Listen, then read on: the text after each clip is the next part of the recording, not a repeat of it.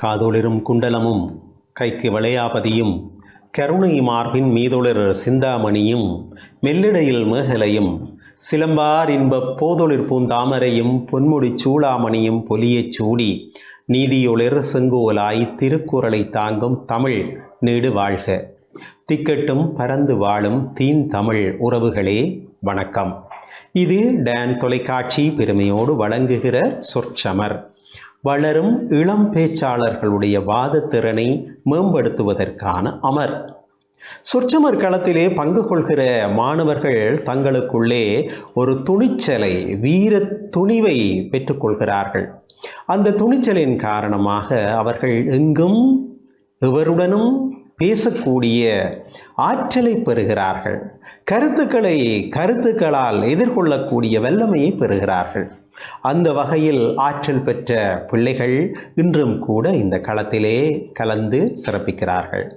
இன்றைய களத்திலே சற்று வயதிலே குறைந்த பிள்ளைகளும் கலந்து சிறப்பிப்பது இந்த களத்திற்கு ஒரு வகையிலே சிறப்பாக அமைந்திருக்கிறது. கடந்த வாரத்தில் கலந்து கொண்ட புனித பத்திரிசியார் கல்லூரி மாணவர்களும் வவுனியா புதுக்குளம் மகாவித்தியாலய மாணவிகளும் இன்றைய நிகழ்ச்சியிலே பங்கு பற்றி சிறப்பு சேர்க்கிறார்கள். அந்த வகையில் பாடசாலைகளிலே அடிக்கக்கூடாது என்கிற ஒரு வரையறை இன்று மிக பிரதானமாக கைக்கொள்ளப்படுகிறது. என்னை கேட்டால் என் வயதொத்த பலர், நான் கூட யாழ்ப்பாணம் பரியுவான் கல்லூரியிலே படித்தேன். என் வயதொத்தவர்கள் ரீயூனியன் என்று அடிக்கடி ஒன்று கூடுவார்கள். அப்பொழுது அவர்கள் பேசிக்கொள்வது என்னவென்றால், அந்த சேர் அடியாத அடியா, இந்த சேர் அடியாத அடியா என்று எங்களை போட்டு தாக்கு என்று தாக்கியவர்களை பற்றித்தான் பேசிக்கொள்வார்கள். அவர்கள் மனதிலே நினைத்து வைத்திருக்கிறார்கள். அப்படி என்றால் முற்காலத்திலே எல்லாம் இந்த கண்டிப்புக்கு மிக அதிக கவனம் கொடுத்தார்கள். அடுத்தொரு கேள்வி வருகிறது, கண்டிப்பு என்றால் போட்டு தாக்குவதா என்றால் அப்படி இல்லை. கண்டிப்பு என்பது அன்பிலே கூட கண்டிப்பு கலந்திருக்கிறது. அந்த கண்டிப்பு தனி மனித தாக்குதலாக இடம்பெற வேண்டும் என்பது இல்லை. அப்படி என்றால் கண்டிப்பு நல்லது என்கிறீர்களா அல்லது கண்டிப்பு வேண்டாம் என்கிறீர்களா என்று நீங்களே உங்களை கேட்டுக்கொள்வீர்கள். அதுதான் இன்று சொற்சமர் சுமந்து வருகிற தலைப்பாக அமைந்திருக்கிறது.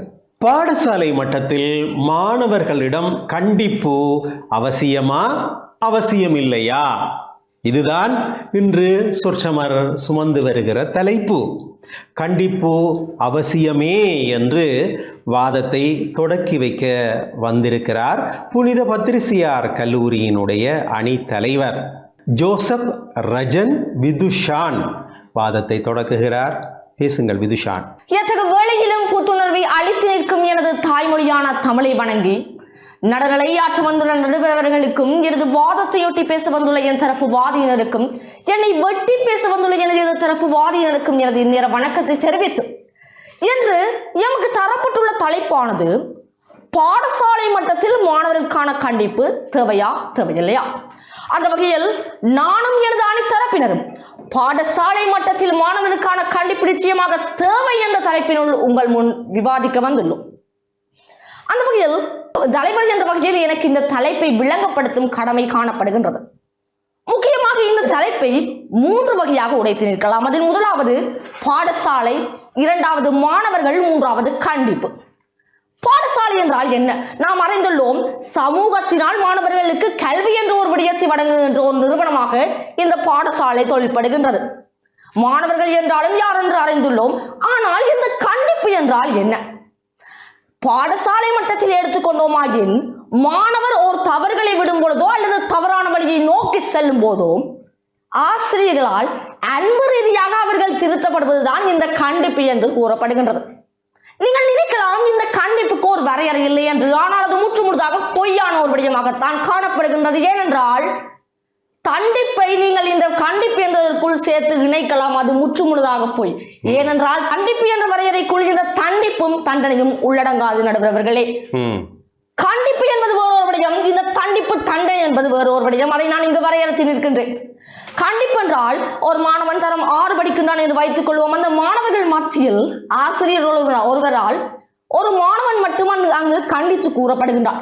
இதன் நிமித்தம் அவனின் மனதில் ஒரு உணர்வு தோன்றும், என்னவென்றால் இத்தனை மாணவர்கள் இருக்கும் பொழுது ஆசிரியர் என்னை மட்டும் அங்கு கண்டிக்கின்றார்கள் என்றால் நான் ஏதோ அங்கு தவறு செய்துள்ளேன் என்பதுதான் அந்த உணர்வு. இதன் நிமித்தம் அவன் சரியான வகையில் செல்வதற்கு இந்த கண்டிப்பு வழிவகுக்கின்றது நடுவர்களே.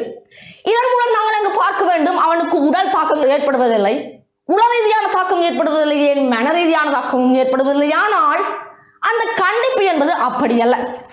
கண்டிப்பு என்றால் நான் முதலாவது எனக்கு நினைவில் வருகின்றபடியும் இந்த அடித்தல் தான்.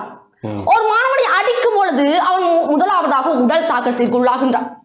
அன்று நான் ஒரு பாடசாலைக்கு சென்றிருந்தேன். அந்த ஒரு மாணவன் அதிபர் அலுவலகத்துக்கு முன்னால் முழங்கால் படியிட்டு தலைகளில் புத்தகத்தை சுமந்தவனாக இருந்தான்.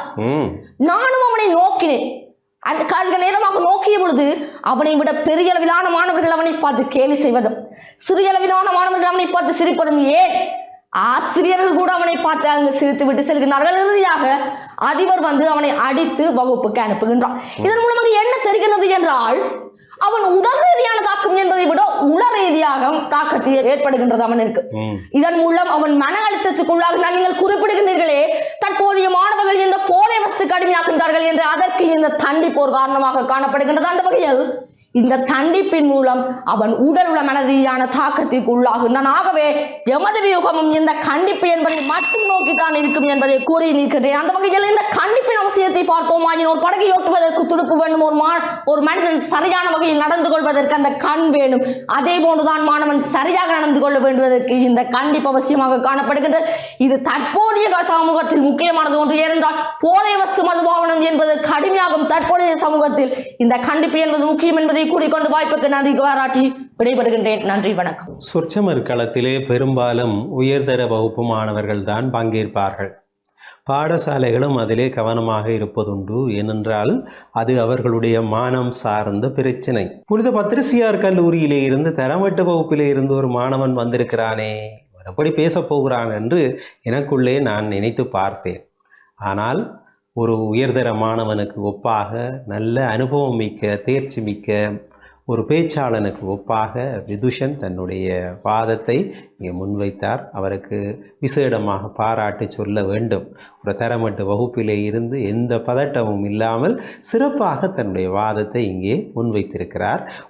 ஒரு வரையறையை வகுத்து எப்படி ஒரு தலைமை உரையை ஆற்ற வேண்டும் என்று அவர் சிறப்பாக மேற்கொண்டிருக்கிறார். அவருக்கு பாராட்டுக்கள். அவரை எதிர்த்து வாதிடுவதற்காக தினேஸ்வரி வந்திருக்கிறார். புதுக்குளம் மகா வித்தியாலயத்திலே உயர்தரத்திலே கலைப்பிரிவிலே படிக்கிற தினேஸ்வரி. கண்டிப்பு, பாடசாலை மட்டத்திலே கண்டிப்பு அவசியமில்லை என்பது அவருடைய வாதம். பேசுங்கள் தினேஸ்வரி. அறிவே ஒளியாய் அழியா புகழாய் கனிவுடன் உலகை ஆளச் செய்கின்ற எங்கள் அன்னி பள்ளிக்கு என் முதல் வணக்கங்கள்.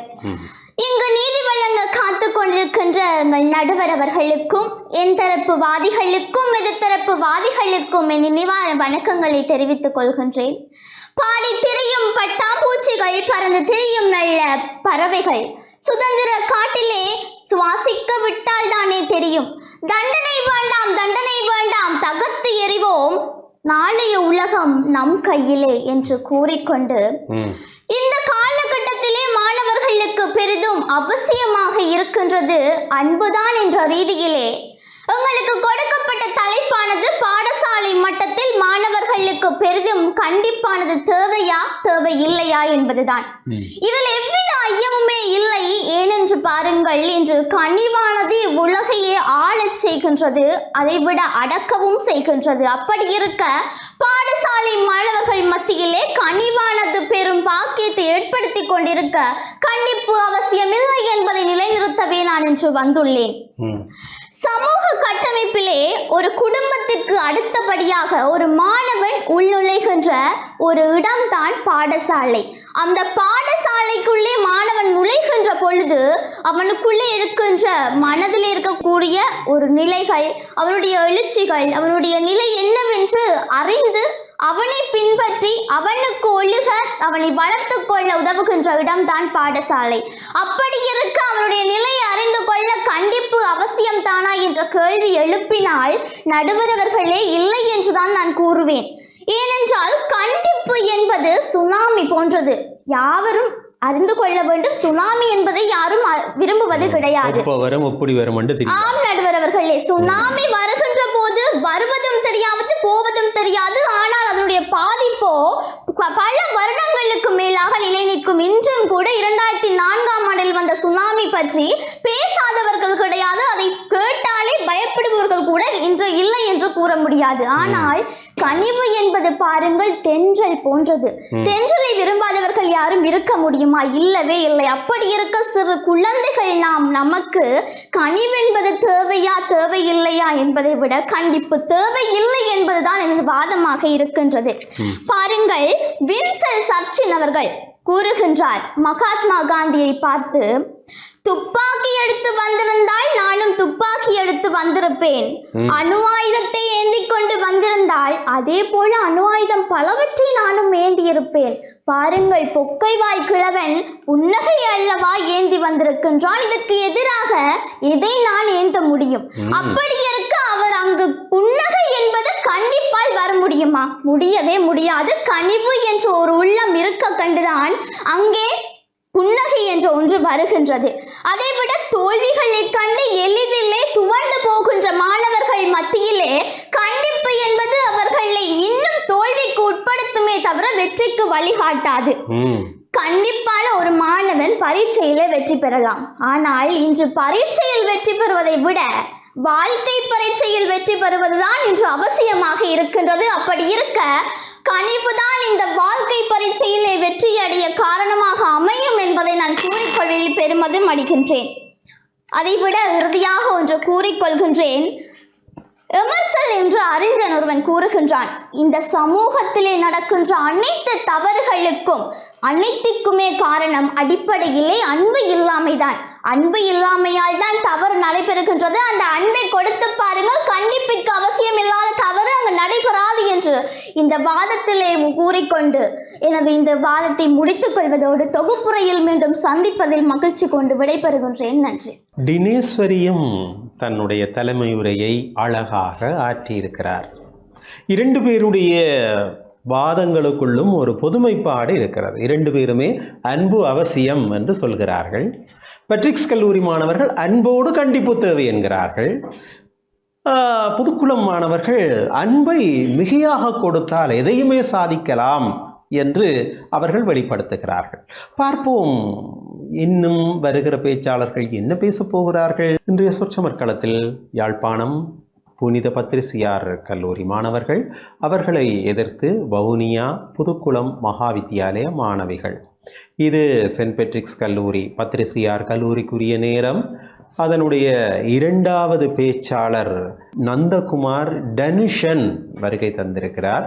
அவர் தரம் 9 வகுப்பிலே கல்வி பயில்கிறார். டனுஷன் கண்டிப்புத்தான் பாடசாலைகளிலே தேவையானது, அது அவருடைய வாதம். பேசுங்கள். எப்பொருள் யார் யார் வாய் கேட்பினும் அப்பொருள் மெய்ப்பொருள் காண்பது அறிவு. என் தாய் தமிழை முதற்கண் வணங்கி நெற்றிக்கண் திறப்பினும் குற்றம் குற்றமே என இம்மியும் நேர்மை தவறாது பணியாற்ற வந்திருக்கும் நடுவர் பெருந்தகை அவர்களே, என் தரப்புவாதிகளே, என் எதிர்த்தரப்புவாதிகளே மற்றும் டான் டிவி ரசிகர்களே, உங்கள் அனைவருக்கும் இந்நேர வணக்கங்களை கூறிக்கொள்வதில் பெருமகிழ்ச்சி அடைகின்றேன். முதலாவதாக ஐயா நடுவர் அவர்களே, உங்களிடம் ஒரு கேள்வி கேட்கலாம் என நான் நினைக்கின்றேன். இன்றைய பட்டிமன்றத்தின் தலைப்பானது என்ன நடுவர் ஐயா? பாடசாலை மட்டத்தில் மாணவர்களுக்கான கண்டிப்பு தேவை தேவையில்லை. மாணவர்களுக்குத்தானே கண்டிப்பு தேவையா தேவையில்லையா என கேள்வி. பிறகு என் குழந்தைகள் பெரியோர்கள் நியாயம்தான் நடுவர் ஐயா. கண்டிப்பு வேற தண்டனை வேற எனமது தலைவர் ஏற்கனவே வரையறுத்து விட்டார். அவருடைய எதிரணி தலைவர் தண்டனை தண்டனை தண்டனை என்று 8 திக்கும் அதிரும்படி கூறிவிட்டு சென்று விட்டார். இன்றைய நவீன காலத்தை பொறுத்தவரையில் மாணவர்கள் பல்வேறுபட்ட சமூக சீர்கேடுகளுக்கு முகம் கொடுக்க வேண்டிய நிலை ஒன்று ஏற்பட்டிருக்கிறது. உங்களுக்கு தெரிந்தவாறு போதைப் பொருள் பாவனை, தீய தூண்டல்கள் மற்றும் தொலைபேசி பாவனை என எக்கச்சக்கமாக சொல்லிக் கொண்டே போகலாம். இவற்றிலிருந்து மாணவரை விடுவிக்க கண்டிப்பு எனும் ஆயுதம் தேவைப்படுகிறது. நடுவர் அவர்களே, நாங்கள் ஒருபோதும் கண்டிப்பால் உளம் சார்ந்தோ உடல் சார்ந்தோ பாதிக்கப்பட போவதில்லை. மாறாக மாணவரின் மனதில் ஓர் ஓர்வம் தான் வளரும் என்பது குறிப்பிடத்தக்க விடயமாக இங்கு காணப்படுகின்றது. உதாரணத்துடன் எடுத்து நோக்கினோமாக இருந்தால் தோமஸ் அல்வா எடிசன், இந்த ஸ்டுடியோல இருக்கிற லைட்டை கண்டுபிடித்ததே தோமஸ் அல்வா எடிசன் தான். அப்ப தோமஸ் அல்வா எடிசன் சிறு பருவம், அதாவது மாணவர் பருவத்தை குறிப்பிடுகிறேன். மாணவர் பருவத்துல அவர் ஆசிரியர் அவருடைய தாயை தனிப்பட்ட விதமாக கூப்பிட்டு கதைக்கிறார். உங்களோட பிள்ளை குளப்படி அம்மா, அவரை இந்த ஸ்கூல் ஏற்றுக்கொள்ளாது என்று பணிவா ஒரு கடிதத்தின் மூலமாக வழி அனுப்பி விட்டார். இது கண்டிப்பு. கண்டிப்பு வேற, தண்டனை வேற. இதே தோமஸ் அல்வா எடிசனை ஒரு பொது கூட்டத்தில் வைத்து அவமதித்திருந்தால், இந்த பிள்ளை என்ன சரியான குளப்படியா இருக்குது, இந்த பிள்ளையை நாங்க என்னென்று ஸ்கூல்ல வச்சிருக்கிறது என்று கேட்டிருந்தா இன்று இந்த ஒளிமயமான உலகில் நாம் வாழ்ந்திருப்போமா என்பது இங்கு ஒரு கேள்வியாகவே காணப்படுகிறது. மற்றும் நடுவர் ஐயா அவர்களே, நீங்கள் தொடக்கத்திலேயே கூறியிருந்தீர்கள், அன்றைய காலத்தில் நாங்கள் அந்த சார் அப்படி அடிப்பார்கள், இந்த சார் இப்படி அடிப்பார் என நாங்கள் பயப்படுவோம் என, அதோடன் சொல்லி மகிழ்வோம் எனவும் நீங்கள் கூறியிருந்தீர்கள். அது தவறு. ஒரு மாணவனுக்கு மாணவ பருவத்தில் தேவையானது கண்டிப்பு, அதாவது அன்புடன் நிறைந்த கண்டிப்பே மாணவ பருவத்தில் ஒரு மாணவனுக்கு தேவையான ஒன்றாக காணப்படுகிறது. நாங்கள் அப்படியே எடுத்து நோக்குவோமாக இருந்தால் கண்டிப்பை இரு விடயங்களுக்கு நாங்கள் ஒப்பிடலாம். ஒன்று செடி வளர்ப்பு, இன்னொன்று படகை ஓட்டும் துடுப்பு. நீங்கள் நினைக்கலாம், என்னடா அவன் சும்மா வந்து பிதற்றி கொண்டிருக்கிறான் என. செடி வளர்ப்பிற்கு எவ்வாறு ஒப்பிடலாம் என நான் ஒப்பிட்டு கூறுகிறேன், கேளுங்கள். ஒருவர் வளமான மண்ணுல விதைய போட்டு தண்ணியை ஊத்தி செடி ஒன்று ஒரு பருவத்துல வளர்ந்து வந்துட்டு, அப்ப செடிக்கு பல்வேறுபட்ட கிருமி தாக்கங்களால நோய்கள் ஏற்படுகிறது. நோய்கள் ஏற்பட்டா முதலாவது தாக்குவது இலையை தாக்கின பிறகுதான் அந்த தண்டை தாக்கும். முதலாவது இலையை தாக்கி, கிளையை தாக்கி, தண்டை தாக்கும். அப்ப அந்த இலையை தாக்குற பருவம், அதாவது மாணவ பருவத்துல அந்த கிருமி தாக்கங்கள், தீய எண்ணங்கள், போதைப் பொருள் பாவனை, தொலைபேசி பாவனை என்பதை ஆசிரியர்களால் வெட்டி விடுவதால், அதாவது தோட்டக்காரர் அந்த இலையை வெட்டி விடுகிறார். அந்த ஆசிரியர்கள் அந்த தீய எண்ணங்களை வெட்டி விடுவதன் மூலமாக அங்கு ஒரு கண்டிப்பு, அன்பான கண்டிப்பு வெளியே எடுத்து காட்டப்படுகிறது. ஆகவே இன்றைய காலத்து மாணவர்களுக்கு பாடசாலை மட்டத்தில் தேவையானது கண்டிப்பு, கண்டிப்பு, கண்டிப்பு என இறுதியும் அறுதியும் உறுதியுமாக கூறி வாய்ப்புக்கு நன்றி கூறி விடைபெறுகிறேன். நன்றி, வணக்கம். கண்டிப்பு கண்டிப்பு கண்டிப்பு என்று கண்டிப்பாக தன்னுடைய வாதத்தை முன்வைத்து நிறைவு செய்தார் டனுஷன். இன்றைய பாடசாலைகளிலே கண்டிப்பு அவசியமா அவசியம் இல்லையா என்று அலசி ஆராய்ந்து கொண்டிருக்கிறோம். புதுக்குளம் மகா வித்தியாலயத்திற்குரிய சந்தர்ப்பம் இது. அவசியம் இல்லை என்று பேசுவதற்காக வருகை தந்திருக்கிறார் இரண்டாவது பேச்சாளர். உயர்தரத்திலே உயிரியல் விஞ்ஞான பிரிவிலே கல்வி பயில்கிறார் ரூபேஸ்வரன் சானுஜா. அவர்தான் பேச போகிறார். பேசுங்கள் சானுஜா. அனைவருக்கும் வணக்கம். நேர சுருக்கம் காரணமாக நேரடியாக தலைப்பிற்குள் நுழைகின்றேன்.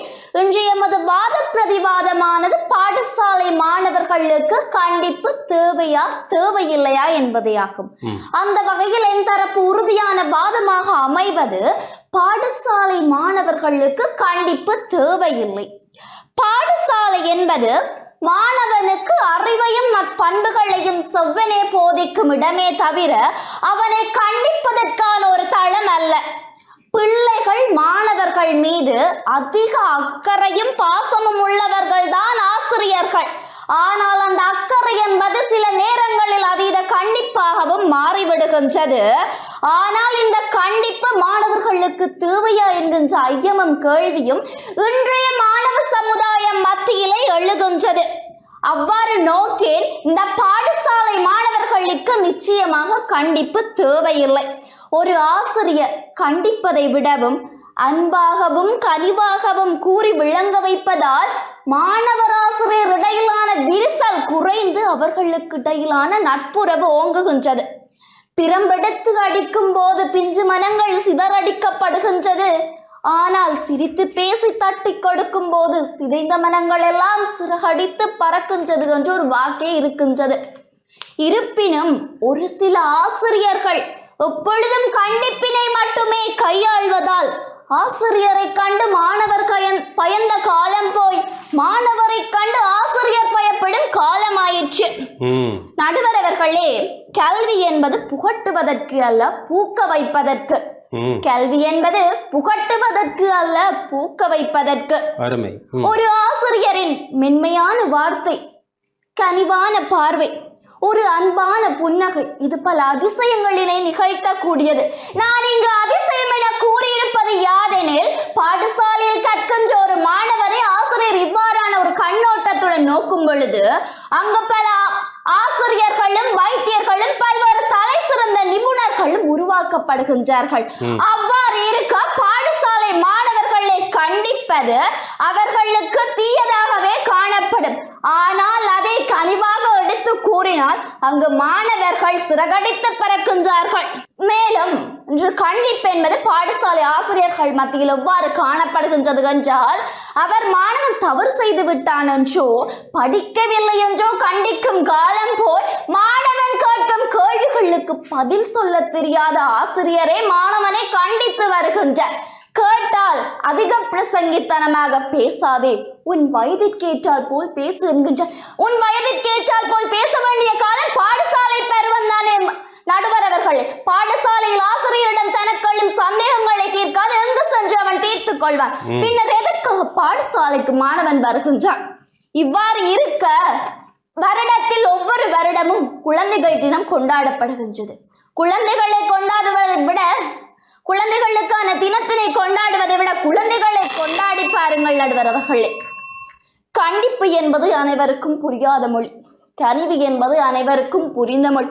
எனவே புரிந்த மொழியை சொல்லிக் கொடுத்து புரியாத மொழியை கைவிட வேண்டும்.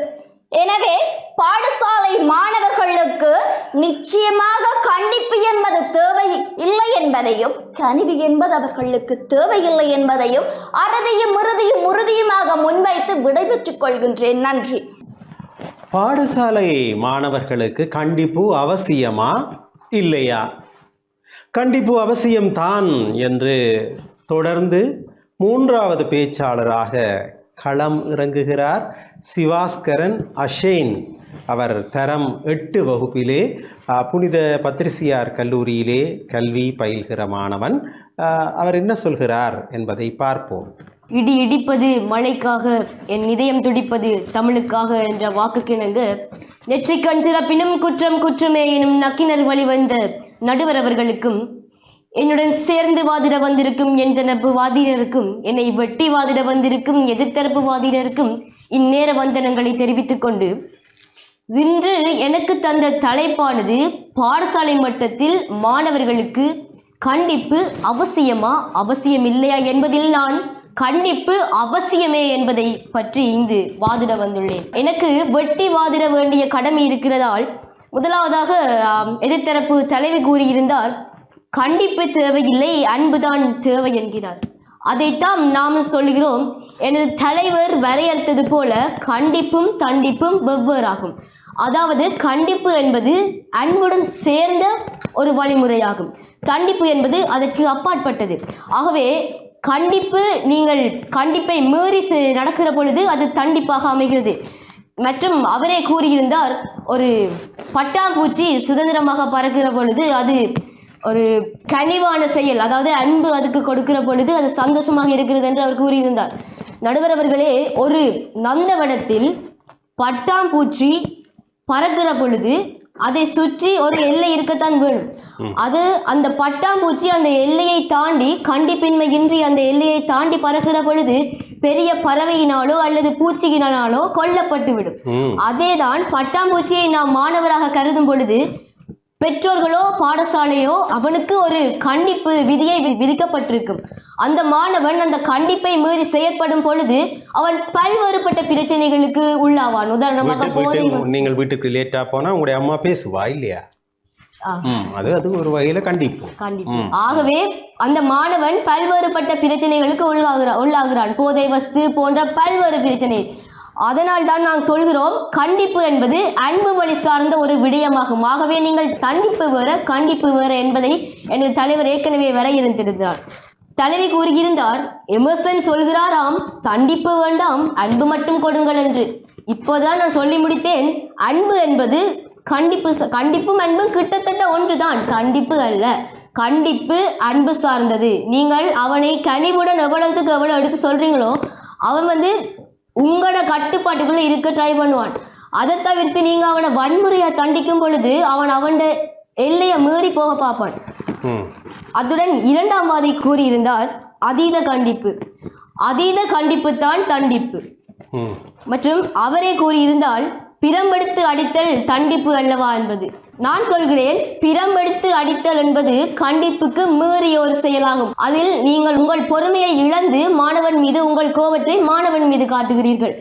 ஆகவே அந்த மாணவனுக்கு நீங்கள் கனிவாக அன்பு வழி மூலம் எடுத்து சொல்லி பாருங்கள்.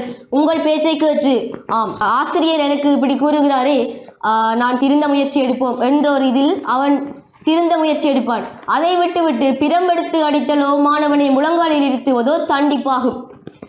மற்றும் பலமுறை அவர்கள் அன்பு என கூறியிருந்தார்கள். அன்பும் கண்டிப்பும் ஒன்றுதான் என கூறி உறுதியுமாக கண்டிப்பு தான் மாணவர்களுக்கு அவசியம், அது இன்மையில் மாணவர்கள் பல்வேறுபட்ட பிரச்சனைகளுக்கு ஆளாவார்கள் என்று கூறி எனது வாய்ப்பு தந்த அனைவருக்கும் பாராட்டி நன்றி கூறுகிறேன். அஷேனுடைய அழகான வாதத்தை பார்த்தோம். பாடசாலை மட்டத்திலே கண்டிப்பு அவசியமில்லையே, இந்த தலைப்போடு சுமந்து வருகிறார் செந்தில்குமரன் செந்தமிழினி. அவர் வவுனியா புதுக்குளம் மகா வித்தியாலயத்தினுடைய நிறைவு பேச்சாளர். பேசுங்கள் செந்தமிழினி. அனைவருக்கும் வணக்கம். இன்றைய தலைப்பின் அடிப்படையில் எதிர்த்தரப்புவாதிகள் அதிகமான கருத்துக்களை முன்வைத்திருந்தார்கள். அவர்கள் கூறினார்கள், கண்டிப்பு அன்பு என்றதற்கு சமமாகுமா? கண்டிப்பு என்றால் என்ன? கண்டிப்பு என்பது ஒரு மாணவனை காயப்படுத்துவதற்கு சமமான ஒன்று. அது உள ரீதியாக இருக்கலாம், உடல் ரீதியாக இருக்கலாம். அவர் கூறியிருந்தார், முதலாவது வாதியானவர் முட்டியிட்டு தலையில் புத்தகங்களை சுமந்து கொண்டிருப்பது எந்த வகையில் நடுவர் அவர்களே அன்பிற்கு சமனாகும். கண்டிப்பு என்று அவர் அதைத்தான் கூறினார். மேலும் உள ரீதியாக பாதிப்பு ஏற்படும் என்று அவரே வாக்குமூலம் கொடுத்துவிட்டு போயிருந்தார் தலைவர் அவர்கள். ஒரு மாணவன் உள ரீதியாக தாக்கத்திற்கு உட்படும் போது தற்கொலை எனும் தூக்கு மேடையில் ஏறி நிற்கிறதற்கு சமமாக இருக்கின்றது. அன்பே சிவம் என்ற சான்றோரின் வாக்கு இருக்க எதற்கு ஆயுதமாகிய கண்டிப்பை நாம் எடுக்க வேண்டும்? கல்வியானது மனிதநேயம் மிக்க ஆளுமையான ஒரு நபரை உருவாக்க வேண்டும். ஆனால் கண்டிப்பான கல்வியானது அடிப்படை விழுமியங்களற்ற ஒரு நபரைத்தான் இன்றைய சமூகத்திற்கு வழங்கி கொண்டிருக்கிறது. மேலும் திணிப்பதுதல்ல கல்வி, இனிப்பதுதான் கல்வி. தண்டிப்பால் வரும் கல்வியானது பயனற்றது. அது விளக்கில் வாழும் விட்டில் பூச்சிகளுக்கு ஒப்பானதாக காணப்படுகின்றது. மேலும் இன்று சமூகத்திலே கொலை கொள்ளை என்று அனைத்தும் அதிகரித்திருக்கிறது என்றால் பாடசாலையில் அவனுக்கு நேர்ந்திருக்கும் மன அழுத்தம் அதற்கு காரணம் கண்டிப்பு. வினை விதைத்தவன் வினை அறுப்பான் என்பது போல ஆசிரியர் மாணவர் மீது காட்டும் கோபமானது எதிர்காலத்தில் அவனை வன்முறைகள் நிறைந்த ஒரு மனிதனாக உருவாக்கி கொண்டிருக்கின்றது. மேலும் அவன் மூர்க்கத்தனமான மனித விழுமியங்களை மீறக்கூடிய ஒருவனாக உருவாகிறான் என்றால் பாடசாலை கல்விதான் அதற்கு காரணமாக இருக்கிறது. கண்டிப்புத்தான் அவசியம் என்றால் ஏன் பாடசாலை வர வேண்டும்? அனைவரும் சிறைச்சாலையில் போயிருந்து பாடத்தை படிக்கலாம் தானே? பாடசாலை என்பது கனிவை வழங்கி மாணவரின் நலனை பேணும் ஒரு இடமாகத்தான் இருக்க வேண்டுமே தவிர கண்டிப்பை வழங்கி அவனை சமூகத்திற்கு பொருத்தமற்ற நபராக மாற்றுவதாக இருக்கக்கூடாது. ஒரு உதாரணம், ஒரு மாணவனானவன் ஒரு வாரமாக வீட்டு வேலை செய்யவில்லை. ஆசிரியரோ பிடித்து அடின்னு அடித்து விட்டார். இயலாது. பெற்றோரிடம் போய் சொல்கின்றார், தாய் அம்மாவும் அப்பாவும் சேர்ந்து அடி. ஆனால் அவனுடைய நண்பன் கூறுகின்றான், கடந்த ஒரு வாரமாக அவனுக்கு கண் தெரிவதில் ஏதோ பிரச்சனை இருக்கிறது என்றானா. அந்த மாணவனின் பிரச்சனையை அறிவதற்கு கூட கண்டிப்பு எனும் ஆயுதத்தை பயன்படுத்தி அவனுக்கு வன்முறைகளை தூண்டும் செயற்பாடாகத்தான் இருக்கிறது. கனிவாக அவரிடம் சென்று ஏன் நீ வீட்டு வேலை செய்யவில்லை என்று கேட்டிருந்தால் பிரச்சனையே இருக்காது. ஆனால் வெறுப்பாக காட்டப்பட்ட அந்த கண்டிப்பானது அந்த மாணவனை மனரீதியாக தாக்கத்திற்கு உள்ளாக்கி இருக்கும் என்பதே உண்மையாகும். இன்றைய இளம் தலைமுறையினர் செயற்றுடனும் அறிவாற்றலும் மிக்கவர்களாக இருக்கிறார்கள். அவர்களுக்கு எதற்கு கண்டிப்பு? அன்பாக வார்த்தைகளை கூறி அறிவாக நடாத்தும் பட்சத்தில் அவர்கள் ஆளுமை மிக்கவர்களாக மாற முடியும். கண்டிப்பால் வென்றவர்களை விட கனிவாலும் அகிம்சை வழியாலும் அன்பாலும் வென்ற அறிஞர்களே அதிகம். அந்த வகையிலே மாணவர்கள் அறிவானவர்களாகவும் ஆளுமை மிக்கவர்களாகவும் மாற வேண்டும் என்றால் கண்டிப்பான கல்வி தேவையில்லை என கூறி விடைபெறுகின்றேன். நன்றி, வணக்கம். செந்தமிழினியினுடைய அழகான வாதத்தை பார்த்தோம். தொடர்ந்து இந்த தலைப்பிலே நிறைவுரை, தொகுப்புரை மற்றும் தீர்ப்புரை இடம்பெற இருக்கிறது. பாடசாலை மட்டத்திலே மாணவர்களுக்கு கண்டிப்பு அவசியமானதா இல்லையா, தேவையா தேவையில்லையா, இந்த தலைப்பை இன்றைய நிகழ்ச்சி சுமந்து வந்திருக்கிறது. இது தொகுப்புரை மற்றும் தீர்ப்புரை இடம்பெற வேண்டிய நேரம். இரண்டாவதாக வாதத்தை தொடக்கியவர்கள் புதுக்குளம் மகா வித்தியாலய அணியினர். அவர்கள் கண்டிப்பு தேவையில்லை என்று வாதிடுகிறார்கள்.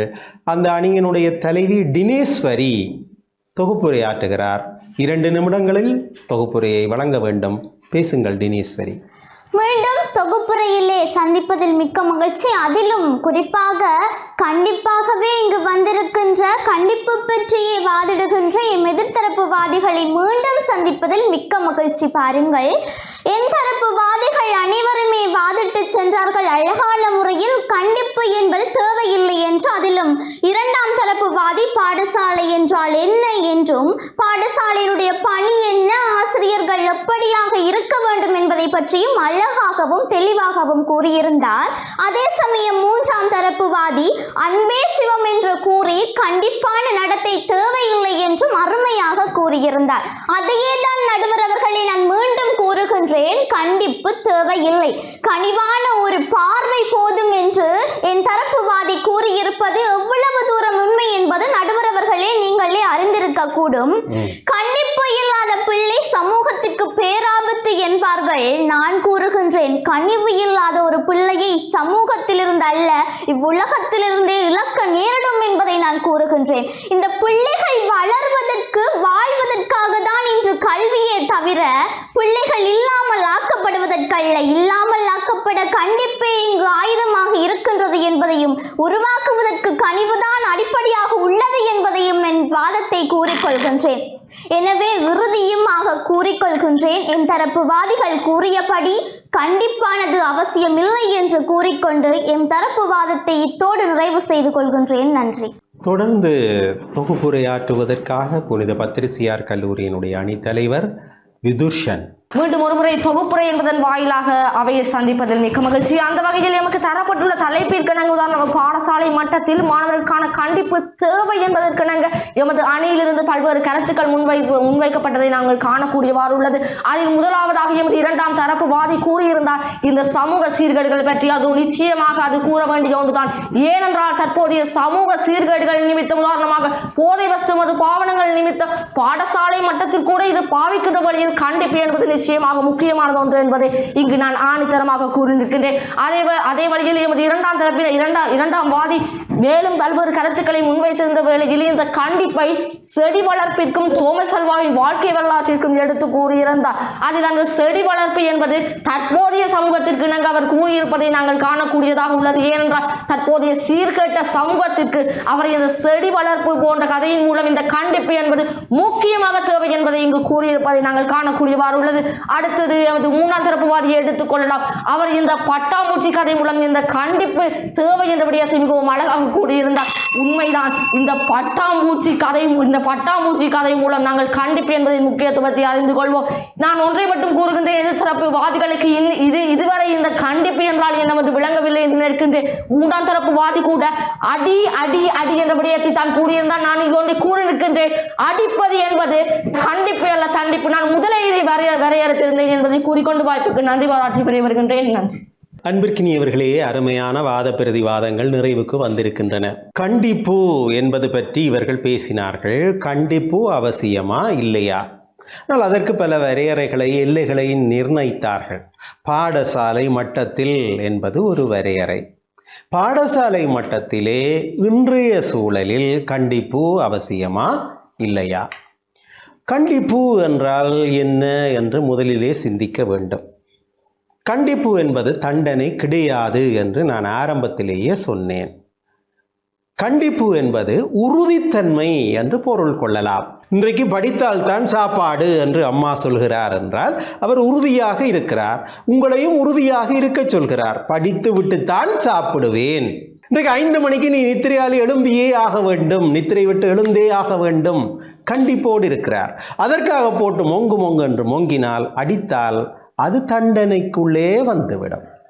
இப்போ பாடசாலைகள் மிக குறிப்பாக ஒழுக்க விழுமியங்களை கைமாற்றுகிற அல்லது ஒழுக்க விழுமியங்களை கற்றுக் கொடுக்கிற நிலையங்களாக இருக்கின்றன. எனக்கு தெரியும், யாழ்ப்பாணத்திலே ஒழுக்கத்துக்கு புகழ்பெற்ற ஒரு பாடசாலையை சொல்லுங்கள் என்றால் விரல் நுனியிலே சுட்டிக்காட்டக்கூடிய பாடசாலை புனித பத்திரிசியார் கல்லூரி. அதை போலத்தான் வவுனியாவிலே ஒழுக்கத்திற்கு புகழ்பெற்ற ஒரு பாடசாலையை சுட்டிக்காட்டுங்கள் என்றால் புதுக்குளம் மகாவித்தியாலயம். இன்றைக்கு அந்த பாடசாலையை பற்றி பலரும் பேசுகிறார்கள். அப்படி ஒரு சிறந்த பாடசாலையாக இன்றைக்கு அது தன்னை அடையாளப்படுத்தி கொண்டு வருகிறது. ஆதலாலே தான் மிகப்பெரிய சவால்களை, அந்த ஒரு விவாத அணியை அவர்கள் கட்டி வளர்த்து கொழும்பு, கண்டி, யாழ்ப்பாணம் என்று எல்லாம் இந்த பிள்ளைகளை பயிற்றுவிக்கிறார்கள். அது அவர்களுடைய இந்த பாடசாலை அதிபரிலே இருந்து அந்த பாடசாலை சமூகத்தினுடைய ஒரு ஆர்வம், ஆளுமை, வெளிப்பாடு. இப்போ நான் சொல்ல வருகின்ற செய்தி இதுதான். கண்டிப்பு வேறு, தண்டனை வேறு. அப்போ கண்டிப்பு ஒழுக்கத்திற்கு வழி விடுகிறது. கண்டிப்பு உறுதித்தன்மைக்கு அடிப்படையாக அமைகிறது. அப்படி என்றால் பாடசாலை மட்டத்திலே கண்டிப்பு அவசியம் என்றுதான் படுகிறது. ஆனால் இந்த கண்டிப்பு என்பது மாணவன் உணரத்தக்கதாக அமைய வேண்டும் என்பதிலே மாற்று கருத்திற்கு இடமில்லை. அதைத்தான் புதுக்குளம் பிள்ளைகள் பேசிக்கொண்டிருந்தார்கள். அது தவறுகிற பட்சத்திலே, அன்பு இல்லாமல் போகிற பட்சத்திலே அது விபரீதமாக போய்விடும். ஒரு கணித வாத்தியார் கணக்கு செய்யாமல் வந்த பிள்ளைக்கு அடி என்று அடிக்கிறார் என்றால் முதலிலே கணக்கு வாத்தியார் மீது கோபம் வரும், வெறுப்பு வரும். பின்னர் கணித பாடம் மீது வெறுப்பு வரும். அதுவே பாடசாலை மீது வெறுப்பாக மாறும். அதுவே அவன் படிப்பை விட்டு ஓடுவதற்கு, அல்லது இவர்கள் இங்கே உதாரணம் காட்டியதைப் போல போதைப்பொருள் போன்ற தவறான பிரயோகங்களுக்கு ஆட்படுவதற்கு அது வழி சமைத்துவிடும். எனவே கண்டிப்பு என்பது எல்லைப்படுத்தப்பட்டதாக இருக்க வேண்டும். மாணவன் உணர்ந்து அதை உள்வாங்குகிற பொழுது அந்த கண்டிப்பு வாய்ப்பாக இருக்கும். எங்களுடைய காலத்திலே சாவகச்சேரி இந்து கல்லூரியிலே என் ஊரவர் ஒருவர் பிரதி அதிபராக இருந்தார். பாவம், அவருக்கு சிறு வயதிலே பாடசாலையிலே ஒரு ஆசிரியர் அடித்தமையினாலே காது கேட்காமல் போய்விட்டது. இன்று இருக்கிற சட்டங்கள் என்றால் அந்த ஆசிரியரை கொண்டு போய் நீதிமன்றத்திலே நிறுத்தி இருப்பார்கள். ஆனால் அன்றிருந்த நிலையிலே ஆசிரியர் அடித்தால் தலை குனிந்து வாங்குவார்கள். அவருடைய வாழ்க்கையே அப்படி மாறிப்போனது. அவர் மிகப்பெரிய கணித ஆசானாக திகழ்ந்தார். எத்தனையோ கணிதம் சார்ந்த புத்தகங்களை எழுதியிருக்கிறார். இப்பொழுது நீங்கள் யார் என்று ஓரளவிற்கு ஊகித்திருப்பீர்கள். தமிழ் பற்றாளர். ஏபிசி ஒரு முக்கோணம் என்பதை அவர் ஆனா ஆவன்னா ஈனா ஒரு முக்கோணம் என்று கணக்கு கொடுக்கிற ஒரு பிரியர். அப்படிப்பட்டவர் ஒரு முறை இந்த சாவகச்சேரி இந்து கல்லூரிக்கு பக்கத்திலே ரயில் தண்டவாளம் இருக்கிறது. இந்த தண்டவாளத்திலே ட்ரெயின் புகையிரதம் போகிற பொழுது கூ என்று அந்த ஹோன் சத்தம் பெரிதாக எழுப்ப அது அவருக்கு காதிலே கேட்டுவிட்டது. இப்போ அப்படி என்றால் ஓரளவாவது காது கேட்கிறது என்று தான் அர்த்தம். உடனடியாக அருகிலே இருக்கிற வகுப்புக்கு போய் முதலிலே எல்லாருக்கும் போட்டு மோங்கு மோங்கென்று மோங்கினார். என்ன கேட்டார் என்றால், யாரடா கூ காட்டினவன் என்று அவர் அந்த பிள்ளைகள் மீது கடிந்து கொண்டார். இடையிலே நான் இதை சுவாரஸ்யத்திற்காக சொன்னாலும் அதை அன்றைக்கு அந்த பிள்ளைகள் ஏற்றுக்கொண்டார்கள். சேர் பாவம் என்றுதான் எங்களோடு அடி வாங்கியவர்கள் சொன்னார்களே தவிர யாருமே அந்த சேரை பகையாளியாக பார்க்கவில்லை. அதற்கு பிரதான காரணம் அவர் ஒரு புலமை பெற்ற பிரசித்தமான கணித ஆசான். அவர் எங்கள் நன்மைக்காகத்தான் அடிக்கிறார், அடிப்பார், சிந்திப்பார் என்கிற எண்ணப்பாங்கு மாணவர்கள் மத்தியிலே இருந்தது. அதைவிட அவருக்கு இது ஒரு குறைபாடு. அது அவராக ஏற்படுத்தி கொண்டதல்ல, இறைவன் கொடுத்ததல்ல. விதிவசமாக அவருடைய ஆசிரியர் அவருக்கு செகிட்டை பொத்தி அடித்து ஏற்பட்ட ஒரு துர்ப்பாக்கிய நிலை என்று உணர்ந்த காரணத்தால் அந்த அடியை வாங்கினார்கள். இன்றைக்கு பாடசாலையிலே பிள்ளைகள் இப்படி உணர்ந்து, என்னுடைய நன்மைக்காகத்தானே என்னுடைய ஆசான் இப்படி எனக்கு தண்டனை கொடுக்கிறார் என்று பிள்ளைகள் உணர்ந்தால், பெற்றோர்கள் உணர்ந்தால் முறைப்பாடுகள் வராது. இன்றைக்கு பாடசாலை அதிபர்கள் எதிர்கொள்கிற மிகப்பெரிய பிரச்சனை இதுதான். இன்றைக்கு ஒரு ஆசிரியருக்கு பிள்ளை அடித்து விட்டால் அயல் வீட்டுக்காரனே அட்வைஸ் கொடுப்பான், உடனடியாக கொண்டே ஓட்டில் மறியுங்கோ பிள்ளைய. ஏனென்றால் அப்போதான் போலீஸ் கேஸ் போடலாம். இப்படி எத்தனையோ குறுக்கு புத்திகளை சொல்லிக் கொடுத்து படிப்பை கெடுக்கிற வேலைகளை இன்றைக்கு பல பேர் பார்க்கிறார்கள். எனவே தான் நான் மீண்டும் வலியுறுத்தி சொல்கிறேன், அன்புதான் அங்கே மேலானது. அதைத்தான் புதுக்குளம் பிள்ளைகள் வலியுறுத்தி கொண்டிருந்தார்கள், அன்புதான் மேலானது. ஆனால் தண்டனை தான் கண்டிப்பு என்பது கிடையாது. அதைத்தான் பெட்ரிக்ஸ் பிள்ளைகள் சொல்லிக் கொண்டிருந்தார்கள். இப்போ முடிவாக என்னதான் சொல்ல வருகிறீர்கள் என்றால், கண்டிப்பு இருக்கிற பாடசாலைகள் தான் இன்றைக்கு பேசப்படுகிற பாடசாலைகளாக இருக்கின்றன. பெற்றோர்கள் அதைத்தான் விரும்புகிறார்கள். கண்டிப்பு ஒரு எல்லைக்கூடாக இருந்து எங்களை வழிப்படுத்த வேண்டும். அப்படி என்றால் தான் அந்த பிள்ளைகள் வாழ்க்கையிலே முன்னேறுகிறார்கள். ஒரு சமூகம் முன்னேற வேண்டும் என்றால் எல்லைகள், வரையறைகள் மிக அவசியமாக படுகின்றன. எனவே ஒரு மாணவர் சமூகம், பாடசாலை சமூகம் கட்டியெழுப்பப்பட வேண்டும் என்றால் கண்டிப்பு, ஒழுக்கம் அதற்குள்ளே வருகிறது, அன்பு அதற்குள்ளே வருகிறது, உணர்வு அதற்குள்ளே வருகிறது. அந்த எல்லைகள் இருக்கக்கூடிய, எல்லைகளுடன் கூடிய கண்டிப்பு அவசியமாகிறது.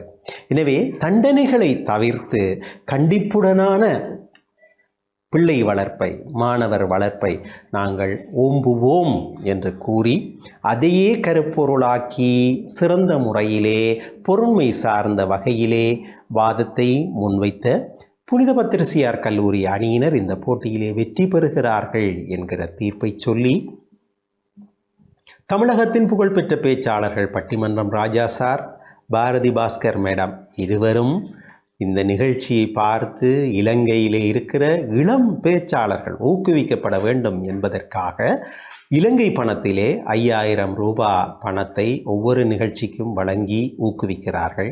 அந்த வகையிலே இந்த நிகழ்ச்சியிலே தன்னுடைய கன்னி பேச்சாற்றலால் இந்த மன்றை கவர்ந்த புனித பத்திரசியார் கல்லூரியினுடைய அணித்தலைவர், தரமட்டு வகுப்பு மாணவன் விதுஷன் அந்த பரிசை பெறுகிறார். வாருங்கள் விதுஷன். வாழ்த்துக்கள். நல்லது நேயர்களே, மீண்டும் மற்றும் ஒரு நிகழ்ச்சியில் சந்திக்கலாம். நிகழ்ச்சி தயாரிப்பாளர், டான் தொலைக்காட்சியின் மனிதவள முகாமையாளர் இளையதம்பி செல்வச்சந்திரன், படத்தொகுப்பு மற்றும் படப்பிடிப்பை மேற்கொள்கிற விபீஷன் குழுவினர் அத்தனை பேருக்கும் நன்றியை கூறி மீண்டும் மற்றும் ஒரு நிகழ்ச்சியில் சந்திக்கும் வரை வணக்கம் கூறி விடை கொள்கிறேன். நன்றி, வணக்கம்.